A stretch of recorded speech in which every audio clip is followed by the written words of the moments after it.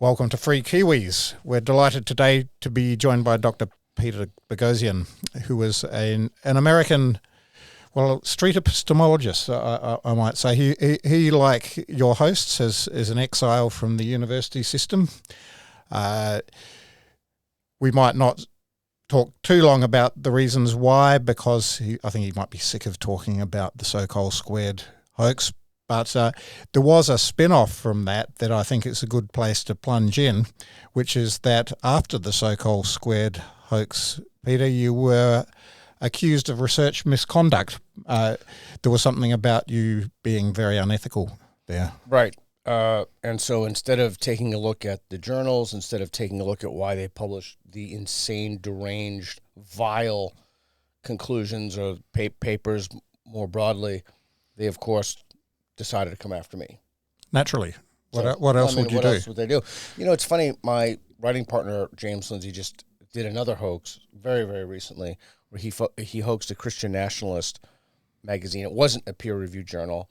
And he took, very funny, he took the Communist Manifesto and he just swapped out a few terms, and he got it published. I think the name was Magnus Carlsen from Karl Marx. Magnus Carlsen's a champion chess player. Yeah, I don't mean so. I can't remember the exact name, but something like that. It was a playoff of Karl Marx, but in reverse. So, but it was really interesting what the response was to that. It was defending Karl Marx's ideas, which I thought was very, very interesting. I mean, it's just what he did. So, one of the hoax papers we did, we had two versions of Mein Kampf. One, and we just took out Jews and put in white men, and then the other one when we did, and he's written about this extensively. I'm just sick of talking about it at this point, but he took the same idea with Das Kapital. No, with Das Kapital. Mm-hmm. So it's very interesting. To polarize the so-called woke right at this point, right? Because James Lindsay and probably you as well, you've seen some of the same bad cognitive habits on the far right as you exposed on the far left in academia. Yeah, and Konstantin Kisin and James Lindsay and others have talked about that and written about it extensively. I don't really care too much about it either way. I mean, I think illiberalism, and that's the real axis we're talking about, is illiberalism. Yes. Illiberalism needs to be called out if it's on the right or on the left, wherever it is. Yeah, I agree with that. And I guess, it's an interesting thing to think about what the cultural preconditions for liberalism are, because I'm extremely concerned that we lose the underpinning of open society if we don't constantly be vigilant about the bad habits of mind that undermine the dispositions required for liberalism, because I don't think they come naturally. Yeah, 100%. In fact, I'm meeting with some gang members here. I'm not going to mention the names of the gang, to talk to them about the recent law about not being able to wear gang insignia. Oh, yes. Yeah, I mean, that's an interesting one, isn't it? Because, again, that's probably coming more from the right, and actually it's being supported by a party in New Zealand, ACT, which is supposed to be libertarian-oriented. So it's kind of hard to see how that's justifiable under any kind of a libertarian ethos. Yeah, well, I'm really interested to hear the gang members, what they have to say about it. Yeah, for sure. Yeah. What will you be asking them? Oh, just a lot of things. What do you do as a gang member every day? Like, what is gang? Hopefully, they'll invite me to the clubhouse, and I'll be able to hang out with the gang. Yeah. And then I'm meeting with some people here to talk about doing work in prisons, which I'm pretty excited about. Yeah. I'm just very comfortable in those situations. Is that street epistemology you do in the prisons? Yeah, maybe I'll do some street epistemology with them. Maybe It would just depend on what my remit is. It would depend on what I have license to do. So I've always believed that through very short, very brief interventions that you can talk someone. Well, I guess if you believe that reason is emancipatory, which I do, mm-hmm. then you can talk someone into desisting from crime. Right. If you can. If you can your see faith in reason, I think it's admirable, and I think I had a lot of that, and I still do. Has it not been shaken somewhat? Because presumably you tried to reason your employers at Portland State into being more reasonable, but that didn't work, right? So has your faith in reason not been sort of dealt a blow by the past few years? No, I have no faith in reason. I have no faith in anything. I'm a man whose life is completely devoid of faith. I don't say that. I say that not only as an atheist, so I have no faith in the supernatural, in all these alleged metaphysical phenomenon, but you don't have faith in reason. Reason is the tool that works to get something done, so it's instrumental in one sense. But no, I don't. If the idea has my confidence or trust in reason, and I think that distinction is important, has not been undermined even one iota when dealing with wholesale ideological capture and the ideologues the zealots who run the institutions.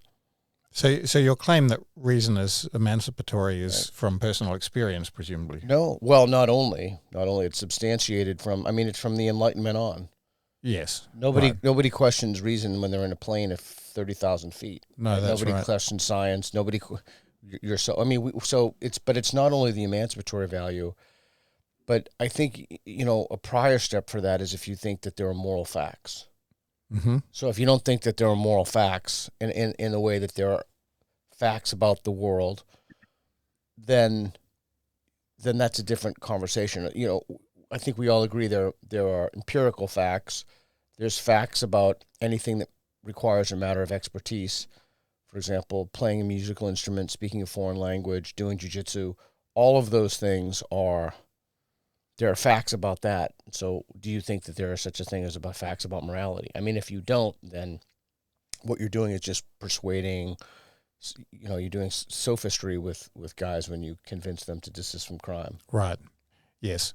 So let's talk about the idea of a moral fact for a minute. Sure. I've studied mathematics enough to know that mathematical facts depend on your axioms. So you start with some assumptions.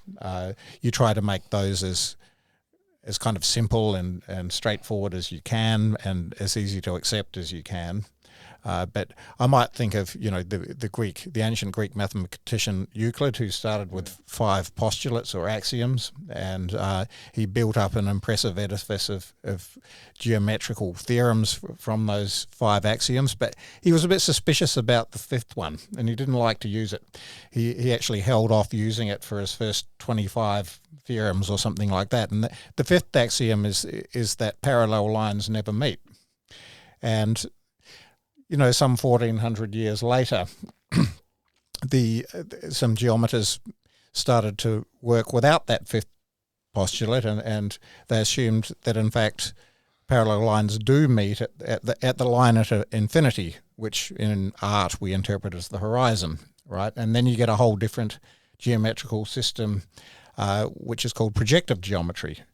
And then later on they played with different axioms and got hyperbolic geometry and other geometries which have different conclusions based on the assumptions you start with. So I guess, to bring that back to the moral case, we need to start with some kind of assumptions to say what a moral fact would be. Boy, I went down a whole rabbit hole. I made radical inferences for where you were going. You didn't go. I didn't go there. I thought you were going to talk about a subjective turn and the subjectivity of. No, only in as much as there are some choices about where you start when you're reasoning morally or otherwise. Well, I don't know. Are there? Well, you can choose assumptions. You have to base your reasoning on some priors. It seems to me. You can't. It doesn't seem to me you can really build up anything from absolute nothing. And is the idea that? So I'm just asking questions. I'm not making assertions. Is the idea for that then that it's atomic? That is, it's hyper specialized to a culture, to a person, to a region? No, I think there are moral facts that you can infer from basic. Basic facts about what humans are like. So yeah, I agree. Yeah, so the morality of humans may not apply to chimpanzees or tigers. Yeah, I've been thinking a lot about dental pain. Uh-huh. And I think you'd be hard-pressed to find a single person in the world who enjoys being in pain. having dental pain. Yeah, but by its nature, pain is an aversive stimulus. Although there do exist masochists. I'm not one, so I don't know what it's like to be one. But even the masochist, that takes place in a context, right? Usually it's some sexual context, yeah. Yeah. I was thinking about, I don't know if we want to talk about this, but I was thinking about Assad and the horrific, ghastly things that have been uncovered there and what he's done. But it goes to the idea that, so if you want to talk about a moral fact in terms of there's a kind of expertise with, again, doing jiu-jitsu or MMA or what have you, is there a similar moral expertise? And so if you want to say that, are there starting axioms, then the idea is that those starting axioms, you'd smuggle something in. Mm-hmm. Like if you want to say it's what Aristotle talks about, flourishing, or if you want to talk about what Bentham and Mill talk about, the greatest good for the greatest number, you're always smuggling something into a moral system. You without, I don't know about your audience here, but one of the things that Jürgen Habermas, the philosopher, says is that you can kind of look at it. This is my interpretation of what he's saying, paraphrasing very loosely. You can kind of look at it like a system of a Ferris wheel comes to mind. And so each axiom, you can hold it, go to the next axiom, see how that tests out, go to the next axiom. But I don't buy the idea that it's kind of like a coherence theory of truth. You can have a system that morally coheres with each other that's completely divorced with reality, like the Spider-Man universe or something. No, I agree with that. Can I interpose here? Because Please do. When you mentioned Aristotle's idea of flourishing, which is eudaimonia, I was going to ask, so is your idea of moral facts consistent with a eudaimonistic ethic or a hedonistic ethic? So in other words, an ethics that stresses not so much sort of abstract moral rules as sort of what kinds of things lead to a good life for human beings? Yeah, I think so. I think as long as we disambiguate good, I like the broadest possible term for that. So I would think about it as, I don't know, I think happiness in a certain kind of way is overrated. Mm-hmm. I think flourishing is a good word. These words are also, they pose problems for liberalism, right? If you have too objective a view of what eudaimonia is. Aristotle, let's face it, probably had a pretty objective view of what eudaimonia is. He probably thought it was to be kind of, an Athenian or a Macedonian gentleman and to have certain views about the gods. Whereas I think, so nowadays we probably want to sort of hold those ideas a bit more loosely, right? Yeah, that's really interesting to me. McIntyre writes about this, and again, I don't know how esoteric you want to get here, but every age there's been a kind of moral assertion. So for Aristotle, it's exactly correct. It was the Athenian gentleman. For Voltaire, it was humor. Everybody, for Homer, it was strength. So in each age, we have a kind of a moral zeitgeist.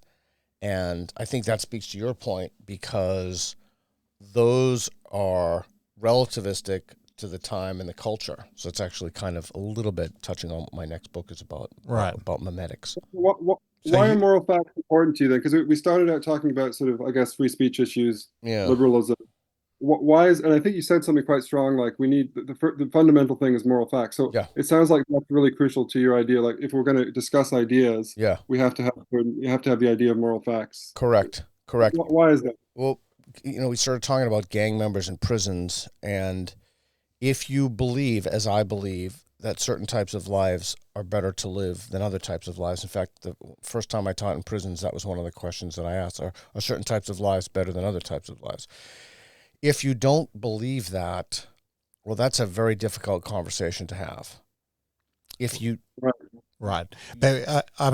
We've just reflected, or you just reflected, that at one level there is a relativism between cultures in terms of what the best life might look like, but we might go beneath that and say, well, maybe there are some things that transcend culture for human beings in general that inform what a good life looks like. Well, yeah, and if they're actually moral facts, then if some people hook on to an idea, for example, that the best kind of life is to murder as many people, to keep people as immiserated and in poverty as possible, and the whole society should move in that direction. The famous example from anthropology is the Dobu.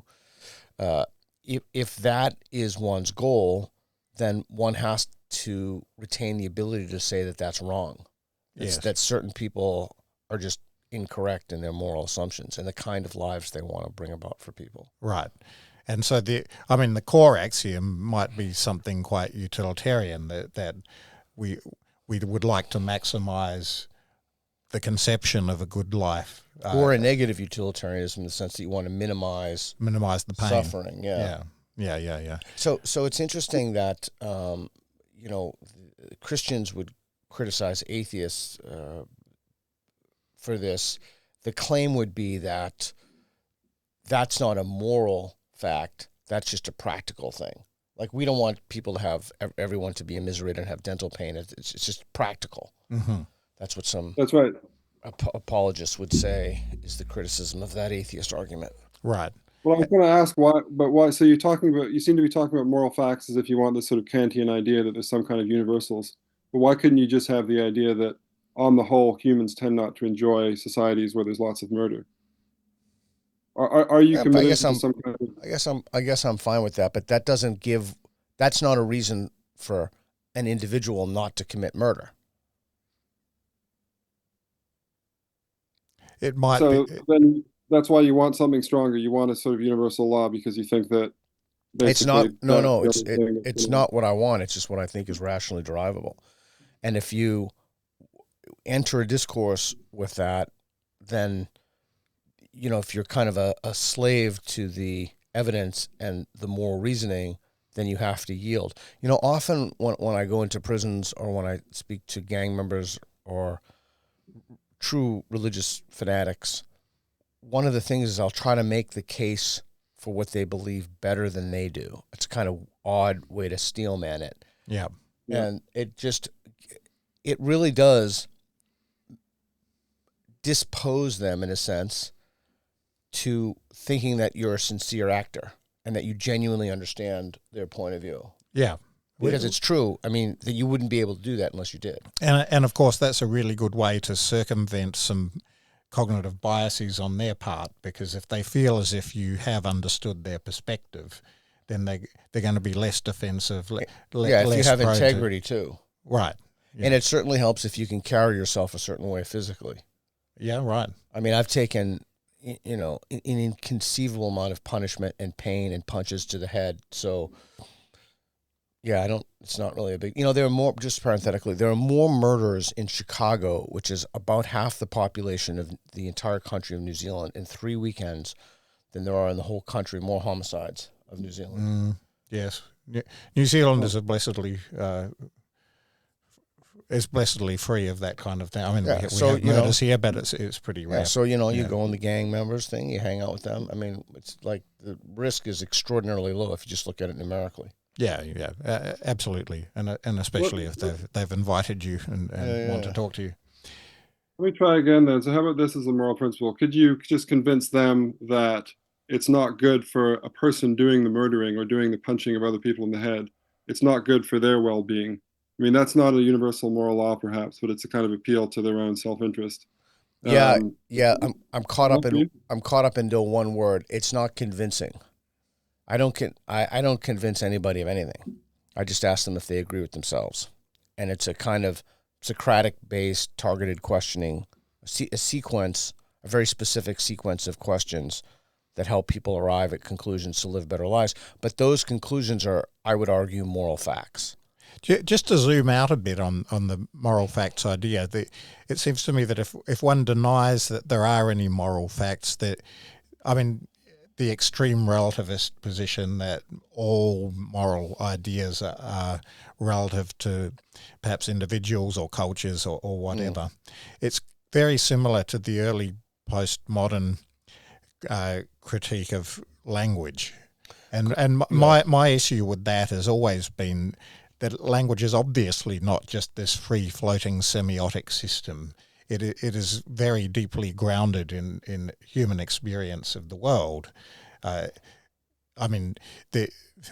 concrete nouns refer to objects in the world. Linguistic hooks. Exactly, and verbs refer to actions that are observable. So, yes, on top of that, we build more abstract language, but at core, and I would lay money on the original human languages going back to whenever, being very concrete in nature, and the abstract being built on top of it later. So it seems to me a non-starter to say that language is just relative, because there is no language that is not firmly grounded in facts about the world. Did you want to say something, or because I have a comment on that? I was going back to your previous point. I mean, I agree with you, Michael. Obviously, there are many relativistic things about languages. I mean, we speak different languages. I mean, it's pretty obvious. But at the same time, I agree. That doesn't justify the conclusions that a lot of the postmodernists have gotten to, which seems to be something like, we can do whatever we want. Language doesn't mean anything. I think Saussure's one of Saussure's original points was just that words like chat or cat have no actual relationship with the being the cat. And they took that point and they kind of ran with it to there being kind of like no rhyme or reason to human societies, which is, staggering. Yeah. I mean, I think Charles Sanders Peirce kind of tackled that one 150 years ago with his semiotic hierarchy, because, at the lowest level, you just have the direct correspondence between the thing and its referent. So that he calls the iconic. You look at an object and it has similarity to other objects of that kind, and that allows you to represent the category pertaining to that object. And the next level is indexical. You have a correlation in time and or space of the occurrence of something, and so you've still got there a correspondence. But above that, you have the symbolic level, and that's where language sits. And then there is no longer any resemblance between the word and its referent, and you can use it in a different time and a different place in the absence of the thing you're referring to, but people still know what you're referring to. But that doesn't mean that it doesn't have any grounding in the world, because you build up semiotic hierarchy whereby an index is a relationship between icons, and a symbol is a relationship between indices, and from there you can actually derive the grounding of language. Yeah, and so you talk about universals basically. So the ability of the human mind to sort of categorize certain things, then you get more higher levels of generality, right? Yeah.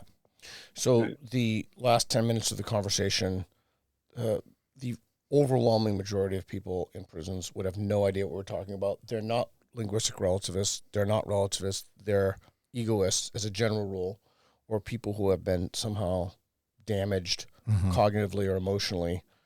And so getting back to the moral facts again, the idea is that many of these men don't, to quote Peterson, wrestle with God, or sense of God being, they don't wrestle with postmodernity. They don't wrestle with, they're just trying to figure out how to live. And so, just it doesn't really take much, just asking the right questions. A friend of mine was telling me that when she was dealing with an individual, well, I'm trying to be as general as possible.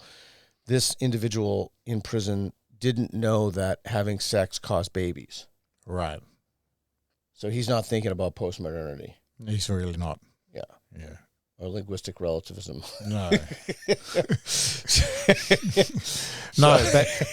I think it's important for people like us to talk about these things, because the ideas that spin off from postmodernity and linguistic relativism and the rest have real world consequences. Oh, for sure. That impact on those people in prison as much as they impact on anyone else. Yeah, no question. And so what is the motivational interviewing idea? Just meet people where they're at. Meet people where they are. Right. So yeah. And that's, this is probably the problem. This is probably, I think, what you were inspired by when you did Sokal Squared, right? Which is that these people have real problems. I mean, both people who have crime committed against them and the criminals themselves have real problems. We should have sort of a lot of hardcore, really serious empirical research into these problems and into the effects on people. Exactly. And we do have some of that. In fact, we do have a lot of it, but whole sections of academia have been taken over, exactly, or severely compromised, at least, by stuff which is not hardcore or empirical or particularly helpful. In fact, I would go, and I would go beyond that and say that it's not empirical, it's not demonstrable, it's completely ideological, it's been idea laundered. But you're correct. We need rigorous methodologies to study things like race. I mean, I've been saying this for years. No one listens. So now look where we are.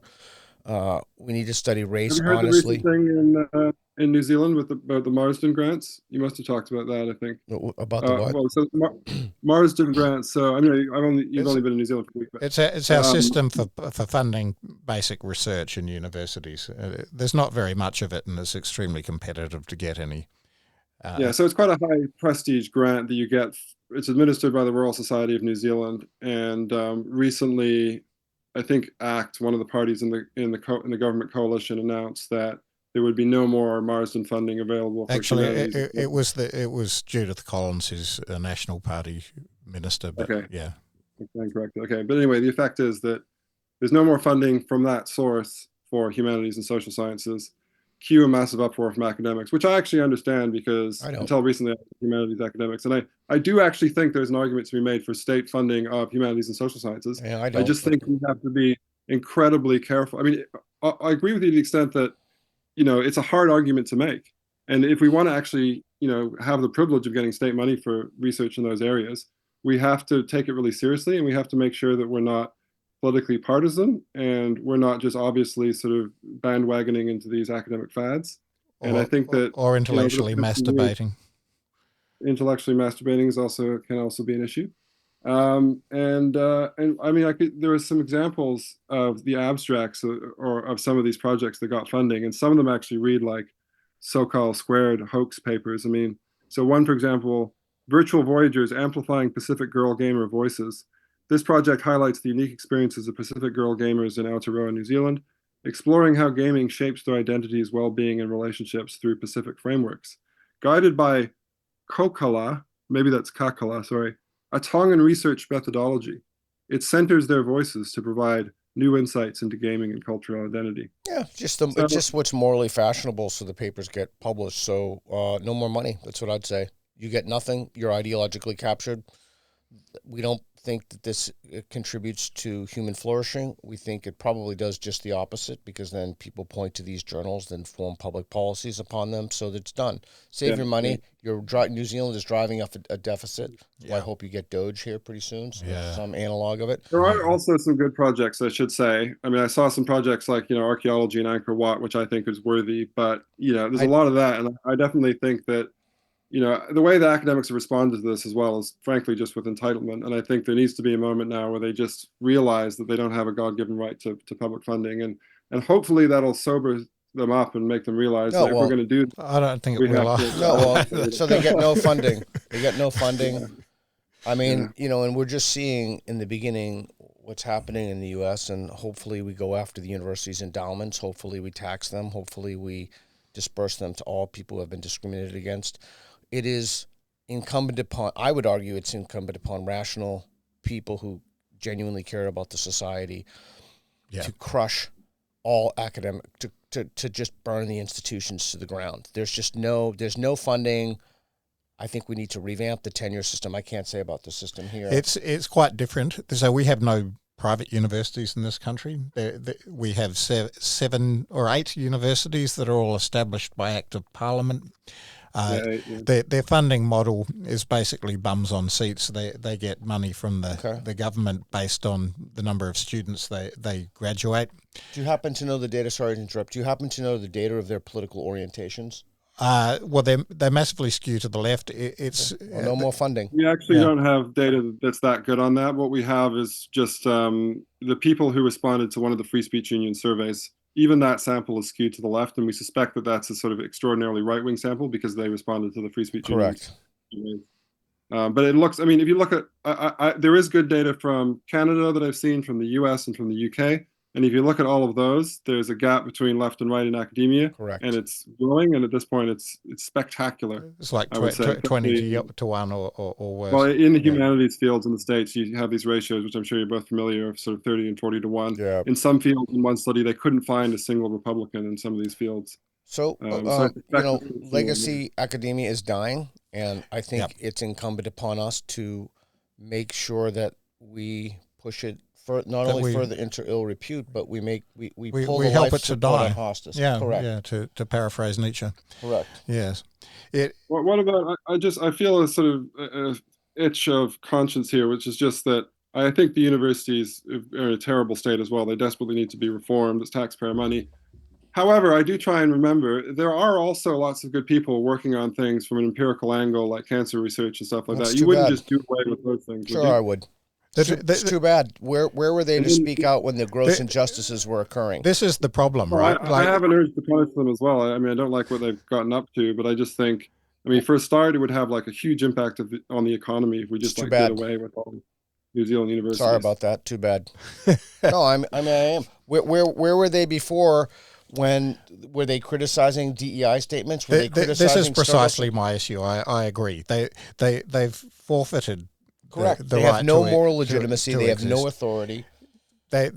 Scientists have been, by and large, terrible cowards. There are, of course, exceptions, and we know some of them very well.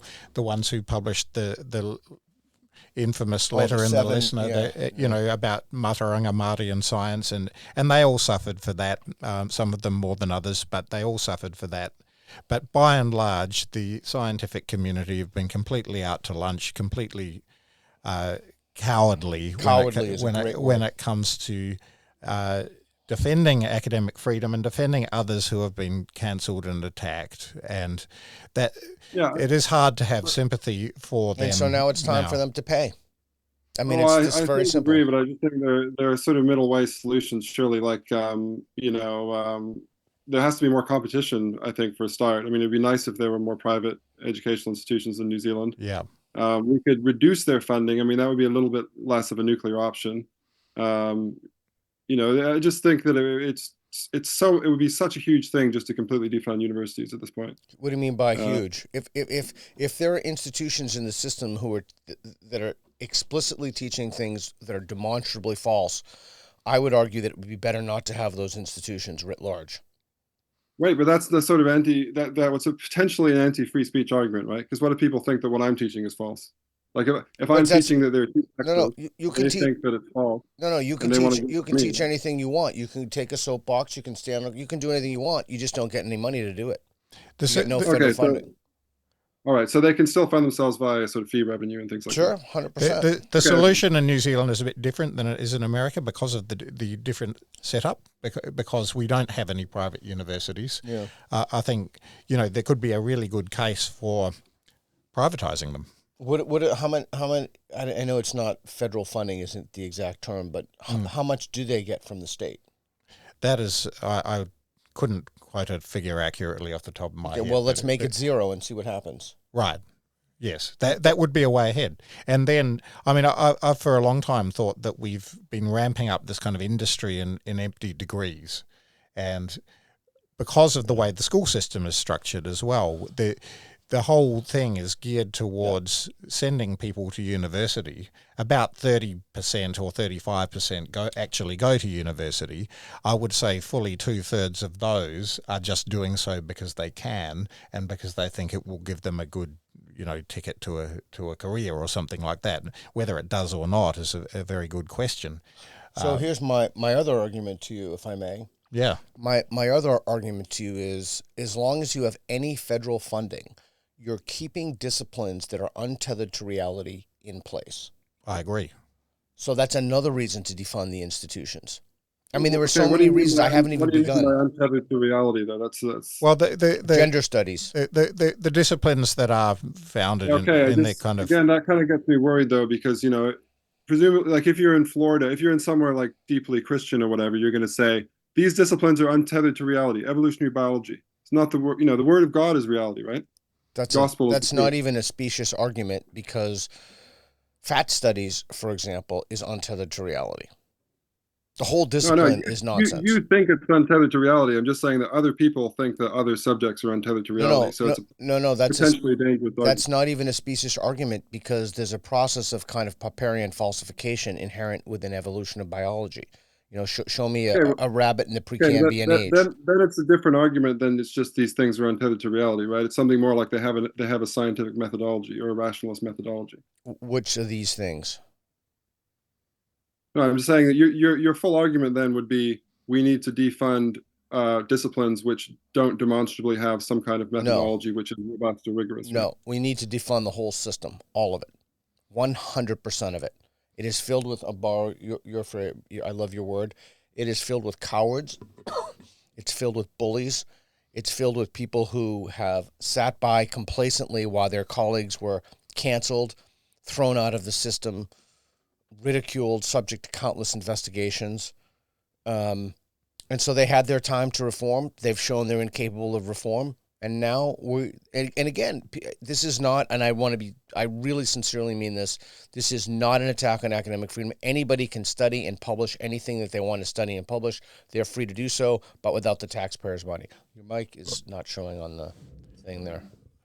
So why did you bring in the argument about untethered to reality, though? Because it seems to me like, okay, you want to make universities private, that's fine. No, but then you were saying some no. disciplines that are untethered to reality and they produce sort of a special harm. But presumably that means there are some disciplines, like you would agree probably that like cancer science now is largely tethered to reality. You just think no, that I wouldn't. I wouldn't say largely. I'd say more, and I give you some evidence to substantiate my position.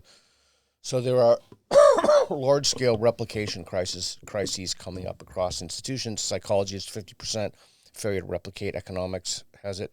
In the United States, there were numerous instances of so the peer review process itself, the whole thing is broken. It's all corrupt. It's all of it is corrupt. The peer review process is corrupt. The research ethics process is the IRB process is corrupt. We know that data fabrication. I was actually just writing a piece about this a while ago. So we also know that there are fads like citation justice, where you forward, I don't know what it is in this country, through the Maori or what have you, but you forward the work of people whose ancestors have been subject to oppression historically. I mean, the whole system is ideologically captured. But the other thing is, why should a woman I live with has a severe learning disability. She's in her 50s. She's a lesbian. She's had an incredibly hard life. She's a former drug addict. No chance whatsoever of going to college. Hardworking, decent, awesome person. Why on earth should she pay to subsidize the institutions? Because that's what's happening. She's being taxed for that. Yeah. I mean, I think you make a really good case. I mean, to go back to the Marsden funding, actually the Royal Society, which also runs other grant schemes, there was one that came to light a couple of weeks ago for young scholars, and it turned out that there were kind of two layers of craziness to this. The first is a well-worn track, which is, what do they call it? Positive discrimination or affirmative action or whatever. So the first thing that they had to make sure of is that 20% of the scholarships went to Māori scholars, and then another 10% to Pacifica scholars, and then 50% to women. Never mind that 60% of the applicants were women in the first place. But the really interesting part is that at each round they distributed the grants randomly. Seriously, that's fascinating. So, I mean, that's really interesting. So so what happens when you undermine the meritocracy? And I'm not going to pick up on the word used, faith, but what happens is the system gets thrown into what Habermas calls a legitimation crisis. The whole system loses its legitimacy because it's no longer based on merit. I mean, that's why you don't put midgets on basketball teams. Mm-hmm. Right? I mean, the whole system would no. That's why nobody trusts the institutions, because they're not worthy of our trust. And so they lose their social license. Small people have a history of not being picked for basketball teams. I think you need to appreciate this. Yes, obviously. That's a good point. They've been underrepresented. Right, so that's why we need an equity-based system of putting more midgets on basketball teams.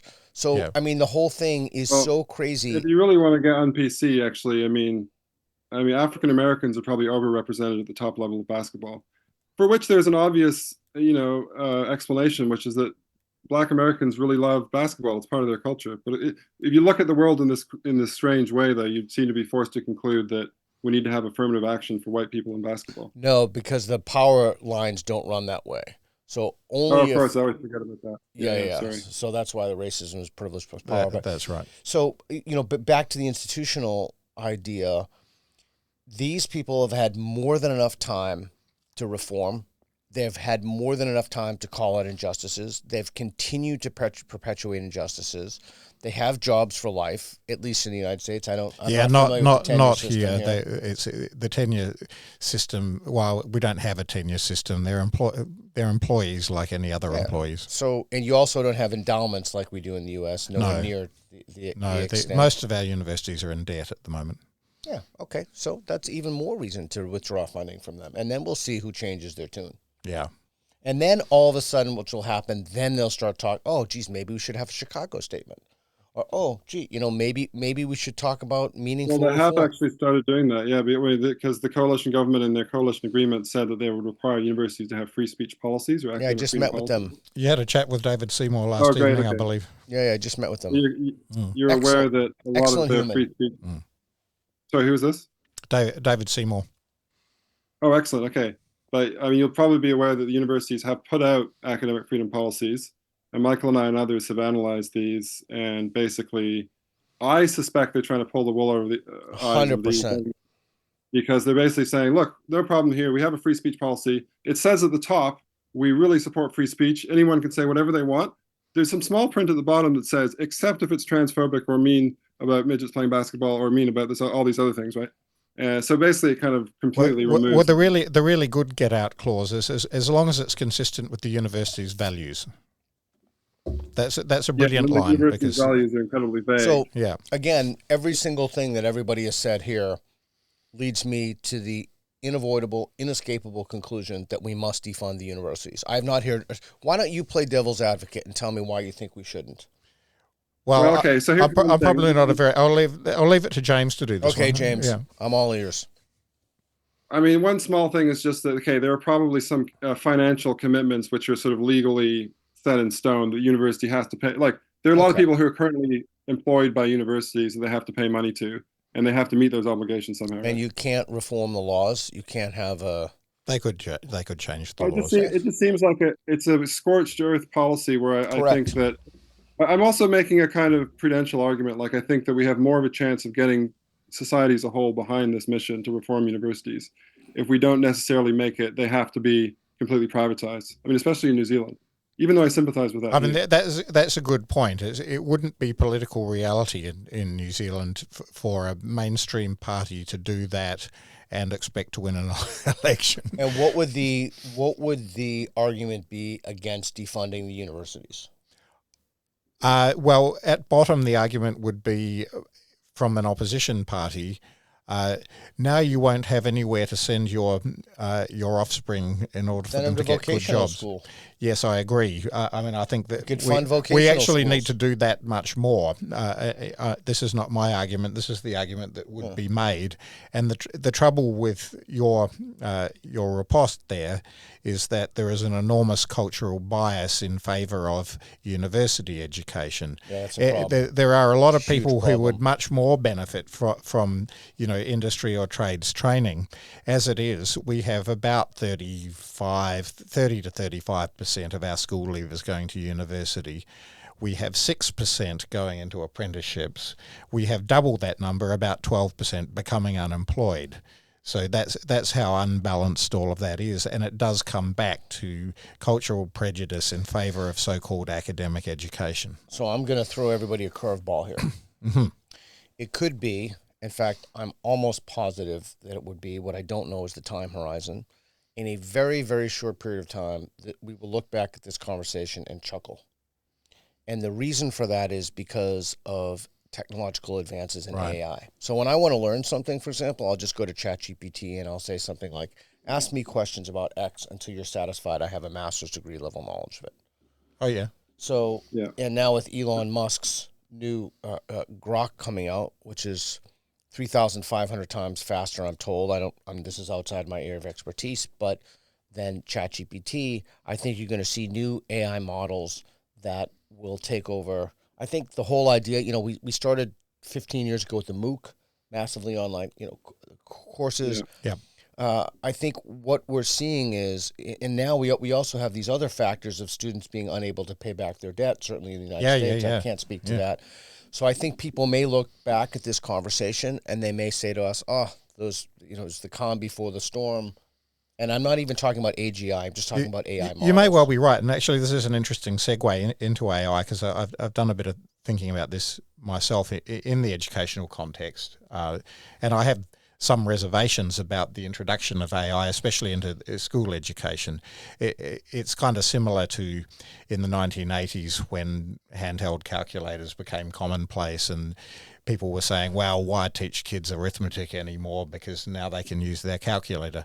And of course they can use their calculator, but if they don't assimilate and automatize cognitively the processes of arithmetic, they're incapable of grasping higher order mathematical concepts at all, because basically your working memory, your short-term memory gets overwhelmed very easily. And so you need to, especially in something hierarchical like mathematics, really automatize each stage before you can build on it. And with AI, I think that pertains to writing. I think there's huge utility in learning to write well, not only so that you can express your ideas, but also so you can develop your thinking. That's over.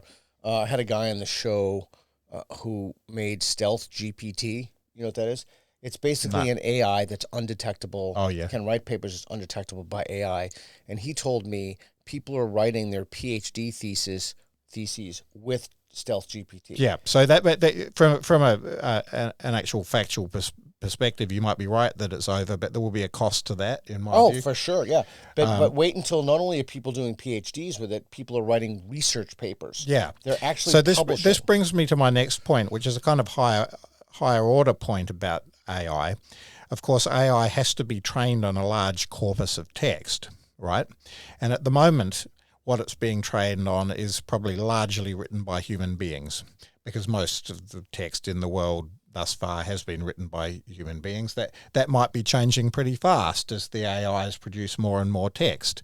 So then we get to a point at which the training corpuses themselves are largely AI generated. So we start to have this churn. And it kind of goes back to the thing we were talking about before about grounding in the world, because AIs are actually not grounded in the world. They have no sensory systems. They're not aware of anything. They don't have a consciousness. They don't have a moral system. They're a network of nodes that simply, produce output from input and predict the next likely phrase or word or whatever it is in the sentence it's producing. What's your beef with AI in education? Well, my fundamental beef is that if you rely on any technology to do your cognition for you, you don't actually become stronger cognitively. But now I'm talking about something else, which is how the AIs are trained. And my concern is that in the future you end up with AIs being trained on corpuses that have been produced by AI. And then I do think you run a risk of ungrounding what they're producing. See, at the moment, when you do your ChatGPT work and say, ask me questions till I'm at a master's level, the corpus that the AI doing that has been trained on is probably pretty valid when it comes to ascertaining whether you're at master's level. But my concern is that in the future, if it's just being recycling AI-generated stuff, then it's no longer valid for making those decisions, because it might become seriously unhinged from the way the world is. Did you want to comment on that, James? No, I mean, Michael's obviously done a lot of thinking about, how people learn. He has a background in the science of learning. I mean, I'm very hopeful that AI and sort of online learning can help us sort of break the monopoly of universities, but I think there are some major issues. And one of them is incentives. I think that education is often most effective when there's an incentive structure. So, I can go online, and I went to India recently and I tried to teach myself Devanagari, just the writing system, just the script, even before I tried to learn Hindi itself. That's ambitious. And I'm pretty disciplined. I'm pretty geeky. I kind of geeked out on it, but it it's doesn't quite really the compare polyglottist, to, James. when you're at school or university, part of the reason you're doing it, even if you're very intellectual and studious like I was, is that you want to impress your lecturer, or you want to come home and say to your parents that you've gotten a good grade. You want to impress a girl by saying you got a good grade, whatever it is, right? There's a whole structure, there's a whole social world around you that helps you do that. And the other thing I think is the big challenge for competing with universities is just credentials, because it's still the case now, amazingly to me, that if you come out with a university from a degree from a university in New Zealand, employers think, oh, these people are actually going to have certain skill. I don't actually think that's always the case, but that is the fact now. And so whatever education looks like on YouTube or with AI, we need to have an answer to that. Like, we can produce credentials that are as trustworthy or more than the universities, and that's not happened yet. Trust Trump. I don't know if you saw his speech on this. I did a video on this. Trump wants to make a free university for U.S. citizens, that he wants to offer it online, and he wants to use the federal power to accredit it to be equivalent to a university, a kind of legacy institution. Yeah, I think the credentialing problem is eminently solvable. I do share James's concern, though, about the social aspect of a university education. I agree. Now, I would say that's been horribly degraded since I was at university in the 1990s. Now students spend pretty little time on campus, and that was made much worse by COVID. And it's a real struggle getting them back on campuses. They're still pretty empty. So I'm not sure the extent to which the universities are really fulfilling that role now anyway. But I do think that young people are lacking in real world, human to human, kind of skin to skin. I agree with James on that. Totally. Interaction, and that it's not good for their mental health. And, I completely agree, especially since everybody's stuck to their screens. Yeah. And of course, Jonathan Haidt's done great work on this. Yeah. We have debates around this office about it. I lean towards the Haidt view that social media is pretty harmful in large doses to young people. And that's why we spoke about Catherine Burble-Singh's Michaela. That's right. Having phones. Yeah. Well, I mean, one of the things that I agree with that's happened in education in this country in the last year since the new government came to power is that cell phones have been banned in public schools. And, by and large, I'm not a fan of banning things, but in this case, I think there's really good evidence that being glued to your phone 24/7 is pretty bad for you. So. Yeah, it's interesting. So maybe we'll take a quick tangent on this if it's okay. I've been wondering about that. Like, when you look at the research on happiness, almost all of it has been done with neurotypical people.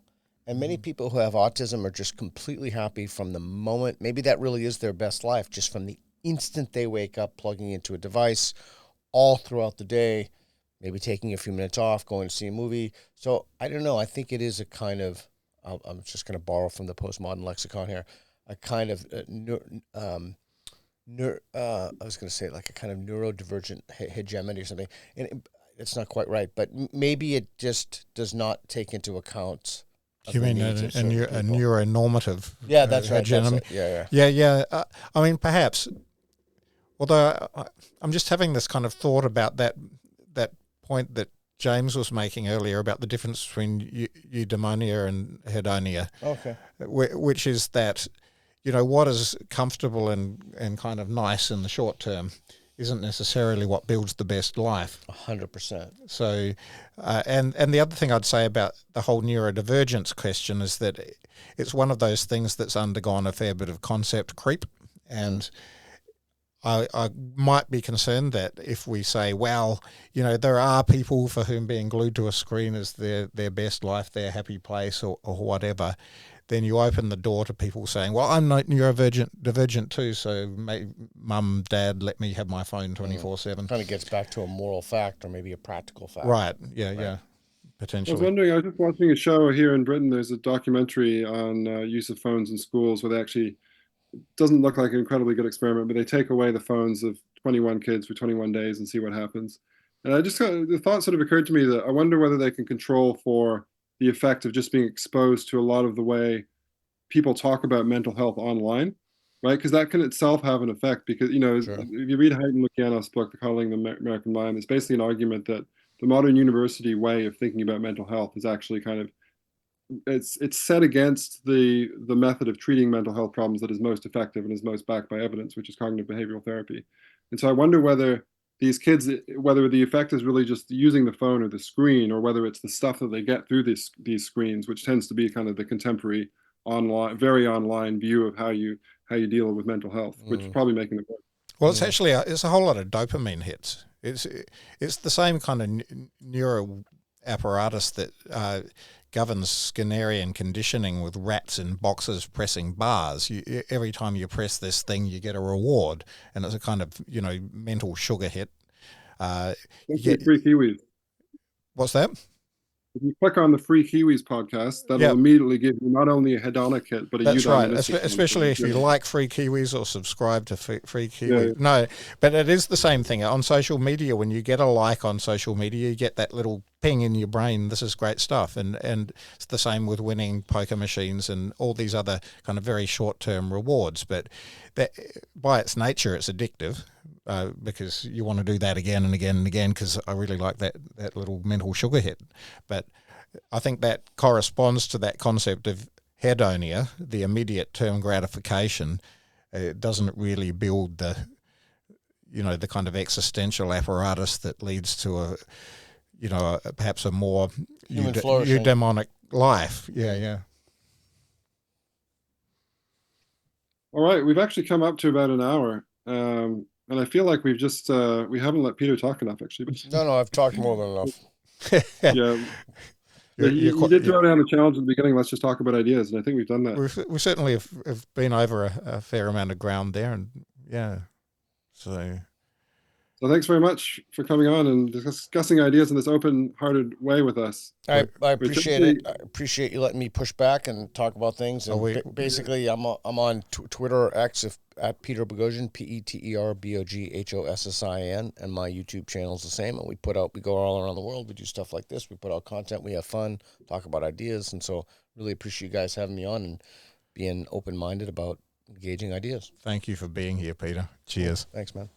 Please.